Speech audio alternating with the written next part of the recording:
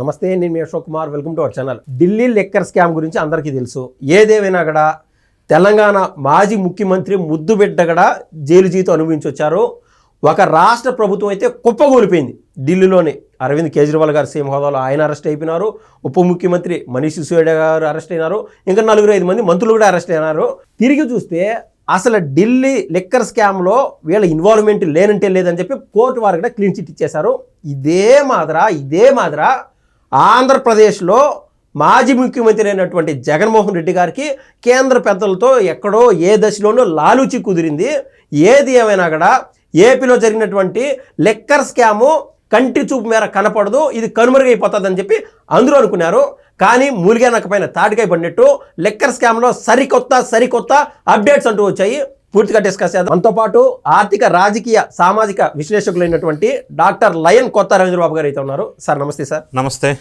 Sir, ఏ దశలోనో మీరు ఎప్పుడు చెప్పలేదు కానీ బయట పెద్ద విశ్లేషకుల నుంచి కూడా నేను విన్నానంటే మెయిన్ స్ట్రీమ్ మీడియాలో కూడా చాలామంది కవర్ చేశారు. మూర్తి గారు కావచ్చు, చాలామంది ఎక్కడో ఏ దశలోనో అక్కడ పైన కేంద్ర పెద్దలు జగన్ గారి పైన చల్లని చూపులు చూపిస్తూనే ఉన్నారు.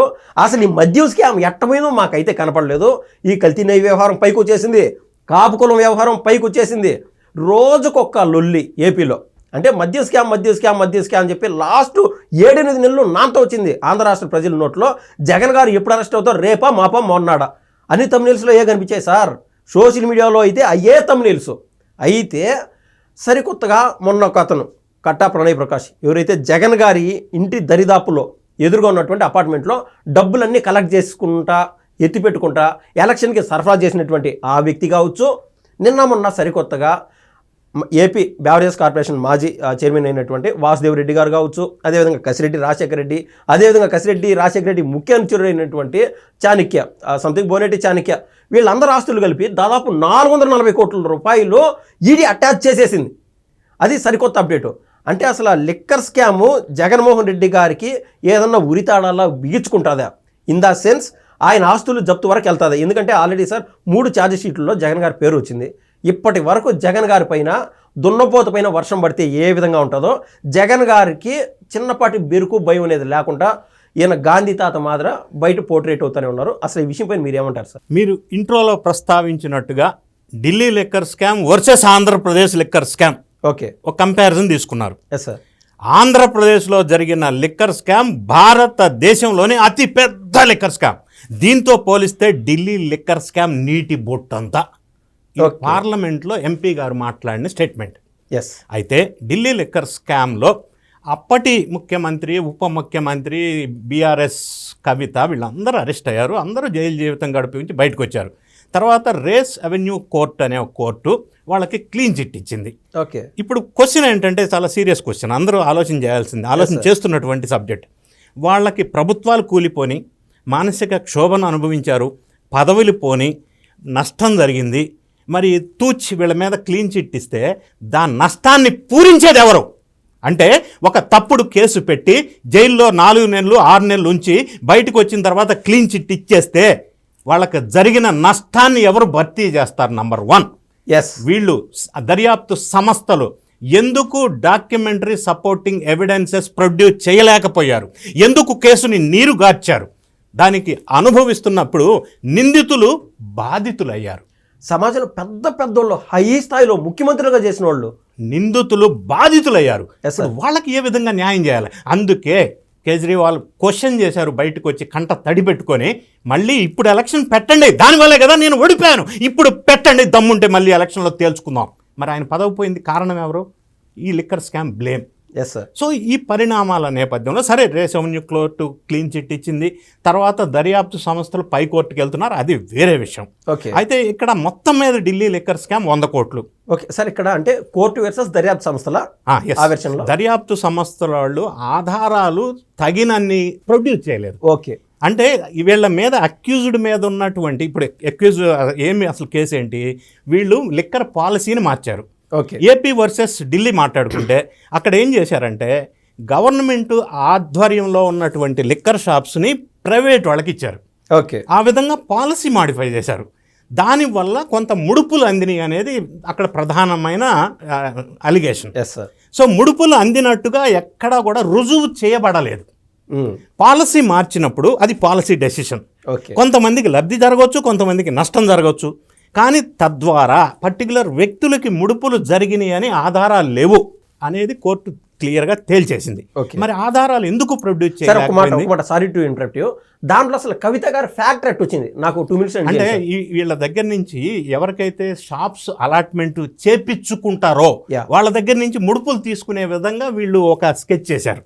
ఓకే. ప్రైవేట్కి ఇస్తున్నారు గవర్నమెంట్ నుంచి, యా. కాబట్టి వాళ్ళ దగ్గర ముడుపులు తీసుకొని వాళ్ళకి అలాట్మెంట్ చేశారు. ఆ విధంగా పాలసీ ఫ్రేమ్ చేశారు. కవిత గారి ఇంపాక్ట్ ఏంది అసలు? ఏమి ఢిల్లీ లిక్కర్ స్కామ్ కి ఏం ఏమో సప్లైకి ఆ లిక్కర్ షాప్స్కి మధ్యలో మధ్యవర్తిగా వ్యవహరించి కొన్ని ముడుపులు తీసుకుంది. ఓకే. దాని ద్వారా ఢిల్లీ ప్రభుత్వాన్ని ఇన్ఫ్లుయెన్స్ చేసి పాలసీ అట్లా డిజైన్ చేయించింది అనేది ఒక అభియోగం. ఎస్. సో సరే, వీళ్ళందరూ వెళ్ళారు, బయటకు వచ్చారు. ఓకే. సో అది ఆ కేసు. ఇక్కడికి వచ్చేసరికి ఆంధ్రప్రదేశ్ లిక్కర్ స్కామ్కి వచ్చేసరికి ఇది గవర్నమెంట్ తీసుకుంది ప్రైవేటు ఆధ్వర్యంలో ఉన్న షాప్. ఓకే. రివర్స్. ఇక్కడ ఏం చేశారు, పాలసీ మార్చారు. ప్రభుత్వం గవర్నమెంట్ తీసేసుకుంది, షాపులన్నీ గవర్నమెంట్ నడిపించింది. ఓకే. దానికి రివర్స్ ఓకే. ఒకటి. రెండోది, నకిలీ మద్యాన్ని ఏరులై పారించింది. అంటే లంచాలు ముడుపుల రూపంలో రావటం కోసం వీళ్ళు ఇష్టం ఉన్న కంపెనీకి ఆర్డర్ ఇవ్వటం, వాళ్ళ చేత నకిలీ మద్యాన్ని తయారు చేయించటం. సేమ్ సౌండ్ బ్రాండ్ అంటారు. ఉమ్, అంటే ఒక పాపులర్ బ్రాండ్, బాగా సేల్స్ ఉన్న బ్రాండ్కి దగ్గర అదే పదంతో ఇంకొక బ్రాండ్ తయారు చేసి కొద్ది కన్ఫ్యూజింగ్ బ్రాండ్, ఓకే. దాని ద్వారా ముడుపులు తీసుకున్నారు, పిచ్చి మద్యం. Okay sir. ఒకటి. రెండోది, అందులో ఎంప్లాయీస్ ప్రభుత్వం ఆధ్వర్యంలో ఎంప్లాయీ పెట్టారు షాపుల్లో, అక్కడ కమిషన్లు దొబ్బారు ఆ ఎంప్లాయ్మెంట్లో, అది వేరే విషయం. రెండోది ఏం చేశారు, ఈ పర్టికులర్ ఎవరైతే వీళ్ళ మనుషుల ద్వారా డిస్టిలరీస్ని తయారు చేయించారు మద్యం. ఉమ్, అందులో ప్రధానంగా Okay. UV distilleries, Okay. లీలా డిస్టిలరీస్, Okay. ఆదాన్ డిస్టిలరీస్. ఇప్పుడు నిన్న మీరు చెప్పినట్టుగా ఈడీ వాళ్ళ ప్రెస్ మీట్లో ఈ డీటెయిల్స్ అన్నీ ఇచ్చారు. వాళ్ళు ఇచ్చిన మాటలే నేను చెప్తున్నాను, నా Yes, సొంతంగా ఏం yes. చెప్పట్లేదు. Okay sir. సో ఈ పర్టికులర్ డిస్టిలరీస్కి లబ్ధి జరిగే విధంగా డెసిషన్ తీసుకున్నారు. ఓకే. నంబర్ 2, మాన్యువల్ ఆర్డరింగ్ సిస్టాన్ని ఇంట్రడ్యూస్ చేశారు. ఆర్డర్ ఫర్ సప్లై అనే దాన్ని, అది ఆ సిస్టంలో ఉన్నదాన్ని, ఆటోమేటిక్ సిస్టంలో ఉన్నదాన్ని అట్లా ఉంటే ఏమవుతుందంటే ఆ సిస్టమ్ ఆటోమేటిక్గా ఎవరికి ఆర్డర్ ఇవ్వాలా, ఎంత ఆర్డర్ ఇవ్వాలనేది జనరేట్ అవుతుంది. అప్పుడు వీళ్ళ కోరుకున్న డిస్టిలరీస్కి ఆర్డర్ ఇవ్వడానికి కుదరదు. దాన్ని తీసేసి మాన్యువల్ ఆర్డరింగ్ సిస్టమ్ ఇచ్చారు. ఎందుకంటే అప్పుడు మాన్యువల్గా వీళ్ళ కోరుకున్న వాళ్ళకి ఆర్డర్ ఇస్తారు. ఓకే. ముడుపులు ఎవరు ఎక్కువ ఇస్తే వాళ్ళకి ఆర్డర్ ఇస్తారు. ఓకే. ఎవరు కల్తీ మద్యం సప్లై చేస్తే వాళ్ళకి ఆర్డర్ ఇస్తారు. లేదంటే వాళ్ళకు బిల్లుల విషయంలో కూడా ఆపేస్తారు. అన్ని వీళ్ళ చేతల్లో ఉంటాయి. అన్ని మాన్యువల్. ఓకే. ఎందుకు అట్లా చేయాల్సి వచ్చింది? సార్, నెంబర్ 1 ప్రైమరీ మీరు ఇంత చెప్పారు, బట్ బేసిక్ ఫౌండేషన్ లెవెల్లోనే అసలు ఒక పక్క నరేంద్ర మోడీ గారు ప్రధానమంత్రి స్థాయిలో cashless transactions make India better అన్నట్టు త్రూ ఆన్లైన్ ట్రాన్సాక్షన్ అంట, ఆయన ఏదో రకరకాల నినాదాలు తీసుకొచ్చారు సార్. అయితే ఇంత పెద్ద స్కామ్ ఒక్కొక్క రోజు ఒక 100 కోట్ల వ్యవధిలో కనీసం బిజినెస్ జరుగుతూ ఉంటుంది రాష్ట్ర వ్యాప్తంగా. ఇంత దాన్ని జగన్మోహన్ రెడ్డి గారు సునాయాసంగా విత్ క్యాష్ ట్రాన్సాక్షన్స్ అని ఎలా చేయగలిగినారు సార్? అన్నిటికంటే ఆశ్చర్యకరమైన అంశం, నా బిగ్ క్వశ్చన్, ఓకే. ఎందుకు డిజిటల్ పేమెంట్ జరగలేదు, ఎందుకు ఓన్లీ క్యాష్ పేమెంట్ జరిగింది? ఎందుకంటే ఇటు నుంచి అటు, అటు నుంచి ఇటు, ఇతర కమాలు ఉదర్ కమాలు ఇద్దరు. ఓకే. ఒకటి. రెండోది, ట్యాక్సీలు కూడా మిగిలిపోతాయి. ట్యాక్సులు మిగిలితే వీళ్ళకి క్యాష్ ట్రాన్సాక్షన్ అంటే బ్లాక్ మనీ, అంటే దాన్ని హవాలా రూపంలో విదేశాలకి తరలించటం, గోల్డ్లో పెట్టుబడి పెట్టడం, రియల్ ఎస్టేట్లో పెట్టుబడి పెట్టడం, ఇండస్ట్రీస్లో పెట్టుబడి పెట్టడం, విదేశాలకి తరలించటం, సినిమాల్లో పెట్టుబడి పెట్టడం, ఓకే. ఇలా పంచుకు తిన్నారు. Yes. అదేవిధంగా వీటి కోసం కొన్ని డెన్నలు మెయింటైన్ చేశారు. ఆ డెన్నల్లో డబ్బులు లెక్క పెడుతూ చెవిరెడ్డి భాస్కర్ రెడ్డి అనుచరుడు దొరికాడు. గతం ఒకటి. రెండోది మీరు ప్రస్తావించారు, ప్రణయ్ ప్రకాష్ అరెస్ట్ అయ్యారు. ఆయన పోషించిన పాత్ర ఏంటంటే తాడేపల్లి ప్యాలెస్కి దగ్గరలో ల్యాండ్ మార్క్ అపార్ట్మెంట్ అని ఒక అపార్ట్మెంట్ ఉంది. అపార్ట్మెంట్ మొత్తం రెంట్ తీసుకున్నారు టోటల్గా, హోల్సేల్గా. అపార్ట్మెంట్ నిండా డబ్బులు గోడౌన్ లెక్క పెడుతూనే ఉండాలా, టన్నుల కొద్దీ ఇటు వస్తుంటుంది, ప్యాకెట్ల కొద్దీ మళ్ళీ డిస్పాచ్ చేయాలా. అది ఒకటి. రెండోది, అది హెడ్ ఇతను నిన్న అరెస్ట్ చేసినటువంటి ప్రణయ్ ప్రకాష్. సో ఆ డబ్బు ఎక్కడికి పోయిందనేది కొత్తగా వెలుగులోకి వచ్చిన అంశం ఏంటంటే, గతంలో చెవిరెడ్డి భాస్కర్ రెడ్డి ద్వారా రాయలసీమ, ప్రకాశం జిల్లాలకి ఎలక్షన్లో డబ్బు ఆయన ద్వారా డిస్ట్రిబ్యూషన్ జరిగింది 2024 ఎలక్షన్లో. ఓకే. ఇప్పటి వరకు తేలిన అంశం. ఇప్పుడు ఇతని ద్వారా తెలియవచ్చిన అంశం ఏంటంటే, అట్లేం కాదు, మొత్తం ల్యాండ్ మార్క్ అపార్ట్మెంట్ నుంచి 175 నియోజకవర్గాలకి డబ్బులు వెళ్ళిపోయినాయి. అంటే 2024 ఎలక్షన్లో లిక్కర్ ద్వారా సంపాదించిన డబ్బుని మొత్తం అన్ని నియోజకవర్గాల్లో పనిచేశారు. డబ్బులు కొడితే జనాలు ఓట్లేస్తారు, ఇదే థీమ్ వాళ్ళది. అంటే కాబట్టి డబ్బులు జనరేషన్ కోసం ఈ లిక్కర్ స్కామ్ చేశారు. రెండోది, ఢిల్లీ లిక్కర్ స్కామ్ వల్ల ఎవరు అనారోగ్య పాలవలా, ఎవరు చనిపోలా. ఇక్కడ ఇంకొక మానవీయ కోణం ఉంది. ఇది కుంభకోణం అని నేను అనను, వ్యవస్థీకృత కుట్ర నేరం. ఎందుకంటే 32,000 మంది చనిపోయారు. ఒక్క జంగారెడ్డి గూడెంలో 27 మంది చనిపోయారు పిచ్చి లెక్కర్ తాగి on that single day. 1 day. 132,000 మంది అస్వస్థతకు గురయ్యారు లివరు కిడ్నీ సమస్యలతో పిచ్చి ముందాగి. ఇప్పుడు కుటుంబాలని ఎవరు ఆదరిస్తారు? వాళ్ళకి జరిగిన loss who is responsible? Okay, ప్రభుత్వం తీసుకుంటుందా? జగన్ రెడ్డి గారు తీసుకుంటారా? ఈ స్కామ్ ఫ్రేమ్ చేసిన వాళ్ళు తీసుకుంటారా? Yes sir. It is a big complicated scam. Okay, we cannot compare with Delhi liquor scam. Okay, ఇది సాదాసీదా డబ్బులు అక్రమం చేసిన స్కామ్ కాదు. ఇది మీరు చెప్పినట్టు రకరకాల కోణాలు, మీరు మానవీయ కోణాలు ఒక్కటి కాదు. Yes sir. క్యాపులు సప్లై చేసిన దానికి ఒక స్కామ్, ఓకే, బాటిల్స్ సప్లై చేసిన వాడికి మనవాళ్ళే అంతా ఒక స్కామ్, స్టిక్కర్లు సప్లై చేసిన వాళ్ళు మనవాళ్ళే అదొక స్కామ్, తయారైన మందుని సప్లై చేయడానికి ఎంప్లాయీస్ మన ఏజెన్సీ ద్వారా అపాయింట్ చేసాం, Okay. వాళ్ళకి పిఎఫ్ ఈఎస్ఐ శాలరీలో కట్ చేసాం, మనం ఇవ్వలా, ఓకే, అంతా మనమే. ఓకే, దీంతో ఆగారా? Transportation scam. Yes, transportation scam ఏంటి? గతంలో బిఫోర్ వైఎస్ఆర్సీపీ గవర్నమెంట్ ఎట్లా ఉండేది? డిస్ట్రిక్ట్ లెవెల్లో జాయింట్ కలెక్టర్ నేతృత్వంలో ఒక కమిటీ ఉండేది. ఓకే, ఆ కమిటీ ట్రాన్స్పోర్టేషన్కి ఆర్డర్ ఇచ్చేది. ఒక కేసుకి ఆంధ్రప్రదేశ్ బెవరేజెస్ కార్పొరేషన్ నుంచి దుకాణానికి సప్లై చేసినందుకు కేసుకి 13 రూపాయలు. ఓకే, అది డిసైడ్ చేసేది డిస్ట్రిక్ట్ లెవెల్లో జాయింట్ కలెక్టర్ ఆధ్వర్యంలో కమిటీ. ఓకే, ఇప్పుడు ఆశ్చర్యంగా ఏంటంటే రకరకాల స్కాముల్లో సబ్ స్కాము, యాన్సిలరీ స్కాము, అబ్బో ఇది ఇంకొక యాంగిల్. ఆ 13 రూపాయలని జాయింట్ కలెక్టర్ ఆధ్వర్యంలో డిస్ట్రిక్ట్ లెవెల్లో తీసేసి కేంద్రీకృతం చేసి వ్యవస్థీకృత నేరం చేశారు. 13 కాదు, అంత మనోళ్లే కదా, అవును, 34 రూపాయలు చేశారు కేసుకి. Almost triple. ఎట్లా చేస్తారండి? 13 రూపాయలు 34 రూపాయలు చేశారు. ఓకే, జాయింట్ కలెక్టర్కి సంబంధం లేదు, సెంట్రల్లో డిసైడ్ చేస్తారు. Okay. ఎవరు డిసైడ్ చేశారు? రాజకేశ్ రెడ్డి. ఎందుకంటే ఆయన ఈ కేసులో A1. ఎట్లా డిసైడ్ చేశాడు? ఏరియా వైజ్ కొంతమందికి అలాట్మెంట్ మన వైఎస్ఆర్సీపీ లీడర్స్కి ఇచ్చేశాడు, పంచుకు తినమని. ఓకే, అది ఎట్లా ఇచ్చాడు? సెంట్రల్లో సిగ్మా లాజిస్టిక్స్కి ఆర్డర్ తీసుకున్నారు. ఓకే, ఈ సిగ్మా లాజిస్టిక్స్ వాళ్ళు ఏం చేశారు? ఏరియా వైజ్ కొంతమంది వైఎస్ఆర్సీపీ వాళ్ళకి ఇచ్చారు. అంటే ఉత్తరాంధ్ర ఏరియాలో నాగేశ్వరరావు, కారుమూరు నాగేశ్వరరావు వాళ్ళ కొడుక్కి సంబంధించి ఎస్ సార్, ఆయన హైదరాబాద్లో ఆఫీస్ పెట్టి ఆయన ఆధ్వర్యంలో మరి గుంటూరు పరిసర ప్రాంతాల్లో అమ్మటి రాంబాబుకి, రాయలసీమ పరిసర ప్రాంతాల్లో ధర్మారం కేతిరెడ్డి, ఓకే, ఇట్లా ఏరియా వైజ్ పంచుకొని డిస్ట్రిబ్యూట్ చేశారు. ఓకే, అంటే ఈ సీసా సప్లై చేసే దాంట్లో కూడా ఇది ఒక పెద్ద స్కామ్. స్కామ్లో సబ్ స్కామ్ అనుకోలేదా? ఓకే, అంటే ఎక్కడా వదిలిపెట్టలా. మీరు చూసినట్టయితే ఈ ముడుపులు తీసుకోవడం ఒక్కటే స్కామ్ కాదు ఇది. సార్. సార్ మీరు చెప్పినట్టు స్టిక్కర్లు అతికిచ్చే కాడి నుంచి మూత కాటన్స్ తయారు చేసేది మళ్ళీ అదొక స్కామ్. అది కూడా మనోళ్ళే. ఓకే, ఉన్న రేటు పెంచేసే మనవాడికి ఇచ్చేసి జగనన్న దొబ్బేసేయి, ఎస్ సార్, మింగేసేయి. జగనన్న ఉద్యోగాలు ఇచ్చాడు అని అందరూ అంటా ఉంటే ఏమనుకున్నాను, మీ మాటలో నాకు స్పష్టంగా అర్థమవుతుంది. ప్రతి దశలో ఎంప్లాయ్మెంట్ క్రియేట్ చేసినాడు సార్ ఇక్కడ. అది కూడా ఇంకొక పాయింట్ ఉంది. మళ్ళీ షాపుకి 4 చొప్పున రికార్డ్స్లో ఉన్నాయి ఎంప్లాయ్మెంట్ దుకాణంలో. యాక్చువల్గా పెట్టింది 2-3, మిగతా ఓన్లీ పిఎఫ్ ఈఎస్ఐ. ఓకే, ఎంత ఏ విధంగా తినాలో ఆ విధంగా తిన్నారు. ఆఫీస్ అది షాప్ రెంటల్ కూడా, అన్ని రెంటల్లో కూడా ఇంత టెక్నికల్ నాలెడ్జ్ ఉపయోగించి ఫ్రేమ్ చేయాలి కాబట్టి ఐఐటిఎన్స్ను ఉపయోగించారు. వాళ్ళ బతుకు బస్ స్టాండ్ చేశారు. ఎస్ సార్, డెన్నలు పెట్టి డెన్నల్కి ఇన్ఛార్జ్, గోడౌన్ ఇన్ఛార్జ్ లాగా. సరే, ఈ బ్యాక్గ్రౌండ్ నేపథ్యంలో ఇప్పుడు లేటెస్ట్గా ఏం జరిగింది? ప్రణయ్ ప్రకాష్ ద్వారా అన్ని నియోజకవర్గాలకి డబ్బులు అందినాయి. ఆయన గోడౌన్ ఇన్ఛార్జ్. గోడౌన్ అంటే మెటీరియల్ గోడౌన్ కాదు, డబ్బులు గోడౌన్. రెండవది ఏమైంది? చెవిరెడ్డి భాస్కర్ రెడ్డి ద్వారా ఇంతకుముందు 8 కోట్లు సీజ్ చేశారు. ఎస్ సార్, తుడా వెహికల్స్ వాడారు. అబ్బో ఎవరిని ఎక్కడ ఏ మొదలుపెట్టలా, ఈ ట్రాన్స్పోర్టేషన్కి తుడా వెహికల్స్ వాడారు. ఓకే, ఆ డబ్బులు సీజ్ చేశారు. తర్వాత పెద్దిరెడ్డి రామచంద్రారెడ్డికి సంబంధించిన పిఎల్ఆర్ కన్స్ట్రక్షన్స్లోకి ఈ ముడుపులు వెళ్ళి దానికి ఆధారాలు లేవు, అది సీజ్ చేశారు. ఓకే, తర్వాత అఫ్కోర్స్ మిథున్ రెడ్డి అరెస్ట్ అయ్యారు, అది వేరే విషయం. ఓకే సార్, ఈ రకంగా చూసినప్పుడు ఈ ముడుపులు మొత్తం కేసుకి ఇంతని ఫిక్స్ చేసి 20% కమిషన్, ఓకే. అంటే కేసుకి పర్ డే ఇంత రావాలంటే పర్ డే యావరేజ్ 60 కోట్లు 70 కోట్లు చేరాల. ఓకే. వీటన్నిటికీ రకరకాల వ్యక్తుల్ని పెట్టి వ్యవస్థీకృత నేరం చేశారు అన్ని రకాలుగా ఎక్కడ వీలైతే అక్కడ. సో ఇప్పుడు ప్రధానంగా ఈడీ ఇన్వాల్వ్ అయింది ఈ కేసులో. సిట్ వాళ్ళు పకడ్బందీ సాక్ష్యాధారాలు ఇక్కడ సబ్మిట్ చేశారు, technical supporting documentary evidences. Okay. ఢిల్లీలో అది జరగల.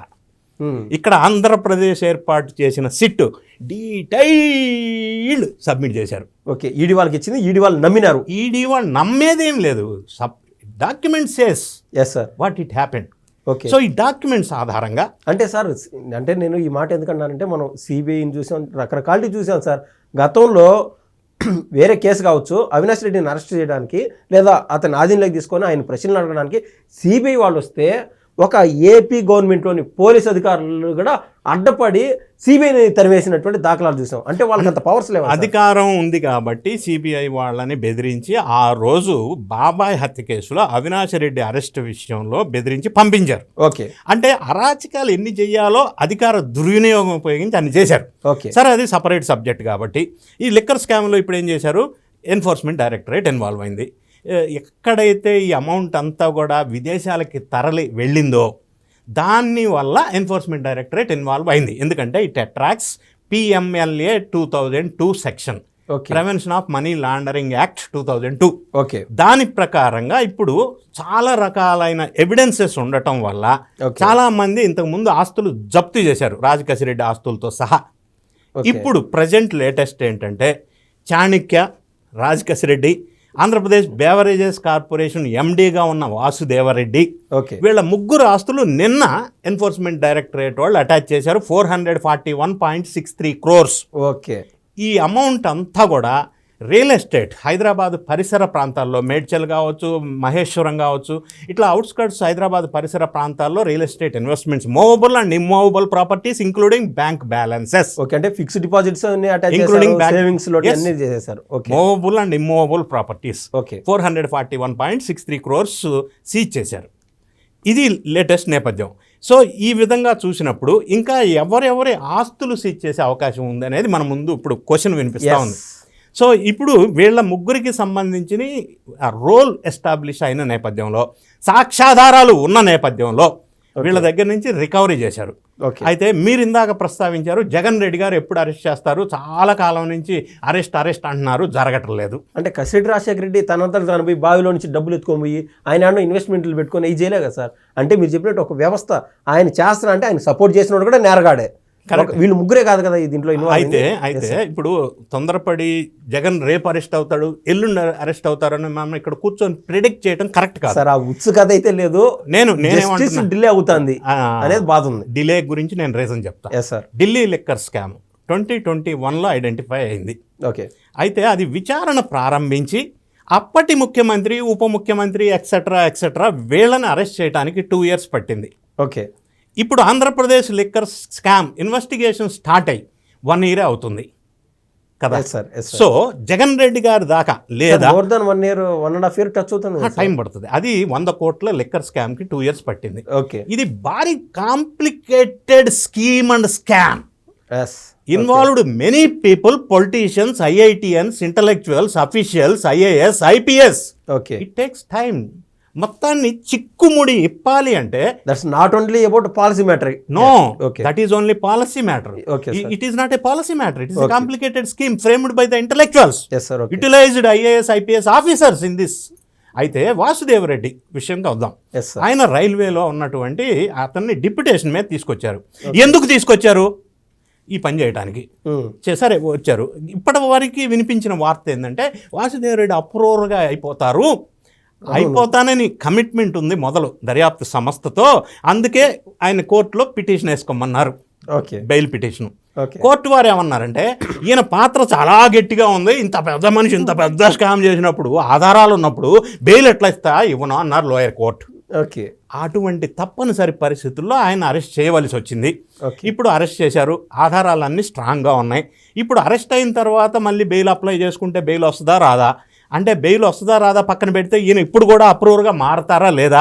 ఒకవేళ అప్రూవర్గా మారితే అంతిమ లబ్ధిదారుడు ఎవరు అనేది ఈయన ద్వారా బయటికి వస్తుందా? అంటే ఆయన చెప్పితేనే బయటికి రావాలా, కనుక్కోవచ్చా? అనుకోవచ్చు. That is investigation. Yes, okay. ఇప్పుడు ఈయన ఎందుకు చేశాడు ఈ పని, నువ్వు ఈ పని ఎందుకు చేశావు, నీకు చెప్పిన వాడు ఎవడు, ఈ అమౌంట్ ఎక్కడికి పంపించావు, కూపీ లాగడం. దీని ద్వారా ఆయన అంతిమ లబ్ధిదారుడు పేరు అనేది ఎవిడెన్స్ క్రియేట్ అవ్వాలి. దానికి కొంత టైం పడుతుంది, నంబర్ 1. నంబర్ 2, ఎన్డీఏ ప్రభుత్వం వారు ఆంధ్రప్రదేశ్లో అరెస్ట్ చేయటం లక్ష్యం కాదు, దీన్ని కేసుని ఛేదించటం లక్ష్యం. అందులో ఎవరున్నా సరే, అధికారులు కావచ్చు, పొలిటీషియన్స్ కావచ్చు, రాజకీయ నాయకులు కావచ్చు. అంటే ఏపీకి సంబంధించిన ఎన్డీఏ అంటున్నారా, లేక సెంట్రల్ లెవెల్ ఎన్డీఏ అంటున్నారు? ఏపీ ఎన్డీఏ ప్రభుత్వం వారు కేసులు పెట్టడం అనేది లక్ష్యం కాదు. ఈ కేసులో నిజంగా రియల్గా ఇన్వాల్వ్ అయిన వాళ్ళని చట్టం తన పని తాను చేసుకునేటట్టుగా చేయాలి. సో జగన్ రెడ్డి గారు మీరు అన్నట్టుగా మొదటి ఛార్జ్ షీట్లో పేరున్నప్పటికీ పూర్తి స్థాయిలో దానికి అనుగుణంగా సాక్ష్యాధారాలు భారీగా ఎస్టాబ్లిష్ అయిన తర్వాత, ఆయనకి నోటీస్ ఇచ్చి పిలిచిన తర్వాత నెక్స్ట్ ప్రాసెస్ ప్రకారంగా ప్రొసీడ్ అవుతారు. అలా జరగాలంటే ఈ కీలకమైన వ్యక్తులు వాసుదేవరెడ్డి కావచ్చు, రాజకేశ్ రెడ్డి కావచ్చు, వీళ్ళు ఇంకా కొద్దిగా ఎస్టాబ్లిష్ అవ్వాలి సాక్ష్యాధారాలు. ఒకటి. రెండోది, ఎన్ఫోర్స్మెంట్ డైరెక్టరేటు పిఎంఎల్ఏ యాక్ట్ ప్రకారంగా విదేశాలకి తరలిని, అందులో జగన్ రెడ్డి గారి పాత్ర కొంత ఎస్టాబ్లిష్ అయింది. కానీ పూర్తి స్థాయిలో డాక్యుమెంటరీ ఎవిడెన్సెస్ వచ్చిన తర్వాత అంతిమ లబ్ధిదారుడు వైపు కేజ్రీవాల్ లాగా, లేదా అప్పట్లో ముఖ్యమంత్రి కాబట్టి ఎలా అయితే చర్యలు తీసుకున్నారో ఈ విధంగా ఇక్కడ కూడా తీసుకునే అవకాశం ఉంది. అయితే అక్కడ దర్యాప్తు సంస్థలు ప్రొడ్యూస్ చేయడంలో ఫెయిల్ అని అంటున్నారు కోర్టు వారు, రేస్ అవెన్యూ కోర్టు. ఇక్కడ సిట్ వాళ్ళు ఆల్రెడీ క్లియర్ కట్గా ఎవిడెన్సెస్ అన్ని సబ్మిట్ చేశారు. సో ఈ కేసు నీరుగారిపోయే అవకాశం లేదు. నంబర్ 1, అంతిమ లబ్ధిదారుణ్ణి పట్టుకునే దిశగా దర్యాప్తు జరుగుతుంది. ఈడీ ఎన్ఫోర్స్మెంట్ డైరెక్టరేట్ ఇన్వాల్వ్ అయింది. ఇంకా ఎంతమంది ఆస్తులు జప్తు చేస్తారో తెలీదు. నేనేమంటానంటే ఆస్తులు అందరూ ఇన్వాల్వ్ అయిన వాళ్ళందరూ ఎవరైతే ప్రూఫ్ అయినాయో వాళ్ళని జప్తు చేసి బాధిత కుటుంబాలని ఆదుకోవాలా మానవీయ కోణంలో అనేది నా విజ్ఞప్తి. Super sir, very thank you sir, thanks a lot really. Sir please conclude me with a final doubt. ఈ జనరల్ ఆస్పెక్ట్లో మాట్లాడినాం కాబట్టి రేపు మాకు జగన్మోహన్ రెడ్డి గారు ఈ యొక్క కేసులో ఇన్వాల్వ్మెంట్ ఉంది, ఆయనే ప్రధాన పాత్రధారి, అంతిమ లబ్ధిదారుడు అనే మాట బయటకు వచ్చినప్పుడు ఇన్ జనరల్ ఆస్పెక్ట్ సార్ నా డౌట్ ఏంటంటే అక్యూజ్డ్ నెంబర్ 1 అని చేరుస్తారా, లేదా ఈ కేసులో ఆల్రెడీ ఒక 54 మంది 58 మంది ఉంటారు, అక్యూజ్డ్ నెంబర్ 59 అని చేరుస్తారా? అంటే అక్యూజ్డ్ నెంబర్ 39 అన్నట్లు చెవిరెడ్డి భాస్కర్ రెడ్డి గారి పేరు ఉన్నది, ఇంకొకరి పేరు అక్యూజ్డ్ నెంబర్ 52 ఉన్నది. ఈ అక్యూజ్డ్ విషయం ఏంది, ఆ కథ ఏంది సార్? లీగల్ ఫ్రేమ్వర్క్లో ఇప్పటి వరకు ఈ లిక్కర్ స్కామ్ ఆంధ్రప్రదేశ్లో ప్రణయ్ ప్రకాష్ ఎవరైతే లేటెస్ట్గా అరెస్ట్ అయ్యారో ఆయన A52, ఆయన అక్యూజ్డ్ 52. నెక్స్ట్ మీ క్వశ్చన్ ఏంటంటే లీగల్గా జగన్ రెడ్డి గారి వైపు ఆధారాలు ఉండి ఉంటే ఆయనకి అక్యూజ్డ్ ఏ నంబర్ కింద అనేది. ఓన్లీ జగన్ అని కాదు సార్, ఎవరైనా కావచ్చు. అయితే ఇందులో ప్రాసెస్ ఏంటంటే intensity of the crime, involvement and role of this accused person in this entire case, దాన్ని బట్టి ఈ accused numbers may change. There I come sir. Accused number 39 ఉంది చెవిరెడ్డి భాస్కర్ రెడ్డి గారిది, అందరికంటే ఎక్కువ రోజులు ఆయన జైల్లో గడిపినాడు ఇదే కేసులో. అయితే ఆయన అక్యూజ్డ్ నెంబర్ 39లో ఎందుకున్నారు, ఆల్మోస్ట్ అక్యూజ్డ్ నెంబర్ 3కి అక్యూజ్డ్ నెంబర్ 2కి అక్కడ ఎందుకు చేర్చలేదు ఆయన పేరు? అంటే ఇప్పుడు ఫస్ట్ అందరి రోల్ ఉంది ఒకటి, నంబర్ ఎంతన్నా కానీ irrespective of their accused numbers, everybody played their role in this scam. అయితే ఆ రోల్ క్రిటికాలిటీ, ఆ ఇన్వాల్వ్మెంట్, ఇంపాక్ట్, ఈ స్కామ్లో ఎంత ఇంపాక్ట్ చేశారు. ఇప్పుడు స్కామ్ మొత్తానికి కీలక పాత్ర పోషించారు అందరూ, కానీ రాజకేశ్ రెడ్డి అతి ముఖ్యమైన పాత్ర పోషించాడు ఇప్పటి వరకు ఉన్న సాక్ష్యాధారాలను బట్టి. కాబట్టి ఆయన A1గా పెట్టారు. సో ఇది ఇంటెన్సిటీ, ఆ ఇన్వాల్వ్మెంట్, దాని ఇంపాక్ట్ ఆఫ్ ద స్కామ్, ఆయన ఎంత లూటీ చేశాడు, ఏ విధంగా మేనేజ్ చేశాడు, ప్రధాన పాత్ర పోషించాడా లేదా, అంతిమ లబ్ధిదారుడా లేకపోతే 10 మందిలో ఒకడా, ఇవన్నీ క్షుణ్ణంగా పరిశీలించిన తర్వాత అక్యూజ్డ్ నంబర్ ఎంత అనేది డిసైడ్ చేస్తారు దర్యాప్తు సంస్థ. అక్యూజ్డ్ నంబర్ 2 ప్లేస్లోకి వేరే వాళ్ళు రావచ్చు, అంటే మార్చుకుంటారు. It may change, it is not a permanent. అంటే ఆ తీవ్రత బట్టి వాళ్ళు ఎవరైతే ఎక్కువ ఇన్వాల్వ్మెంట్ ఉందో దాన్ని బట్టి ఆ లిస్ట్ ఇస్తారంటారు. Yes sir, thanks sir, thank you.